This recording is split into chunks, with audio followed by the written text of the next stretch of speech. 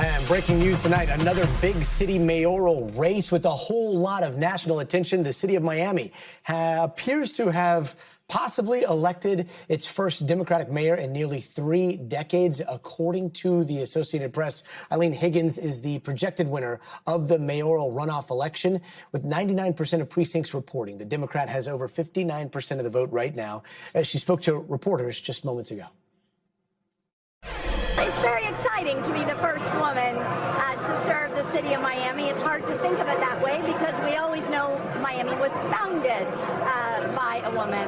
But I hope this just sends a message to any girls or teenagers out there that, of course, you can be a mayor.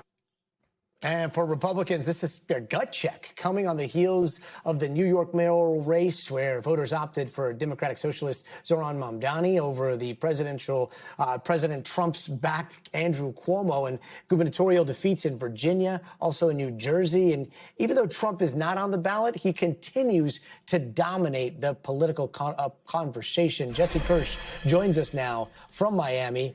Jesse, a lot of firsts here. First woman mayor elected, first Democrat potentially here in like 30 years, first non-Latinos since the 90s. How do we get here?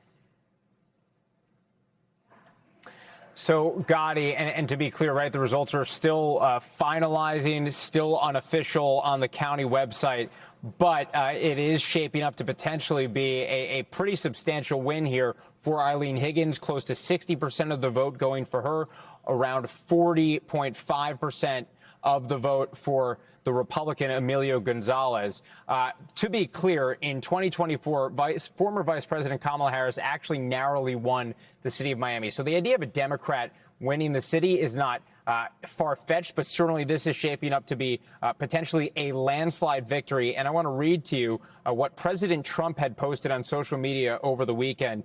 Speaking of this race, he says, quote, "It is a big and important race with 3 exclamation points." So this was something that was getting the attention of the President of the United States, of multiple national political figures in both parties.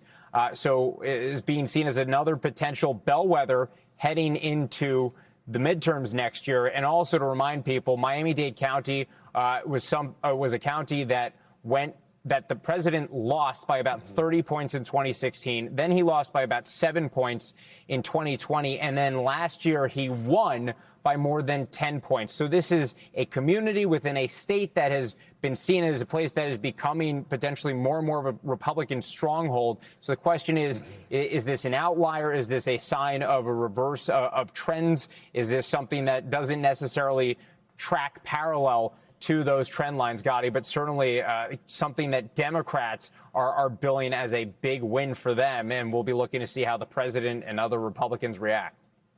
Yeah. I mean, with Miami's huge Latino population, like there's been so much talk about the Latino vote in particular. As you just said, Miami-Dade went Trump pretty big in 2024. What changed here among the demographics of this city, or like you said, are certain things not exactly tracking in the way that they've tracked historically? Yeah, well, I'll leave it to the superb experts we have on our team to dive into all of the precinct level data once we have all that, to take a look at how things may have played out within the city. Demographically, Miami is very diverse. There's a massive Latino population in this community. That's not new, and that is also a community that I can tell you, having spoken with voters in recent years myself, and as our team has reported before, it's a community that in some respects has been drawn to President Trump and his messaging, and also put off by some of the messaging from Democrats, and also the association, whether right or wrong, with people on the left and with concepts of socialism. You talked about Zohran Mamdani, right? The word socialism is in and of itself something that can really put voters off in this community, because you have a lot of people who, whether themselves or their relatives or their parents, their grandparents, had fled from countries that were being run by governments that were skewing authoritarian and under the auspices of socialism or communism. So that's something that has a lot of people's attention here. be interesting to see how that factored in here. As you mentioned, this is someone who is not a Latino who has been elected to be mayor or has potentially been elected next mayor of Miami, but someone who has spoken Spanish on the campaign trail, made a point of reaching out to people in that way as well. But again, Gotti, still very early going here. A lot of information still to be digesting.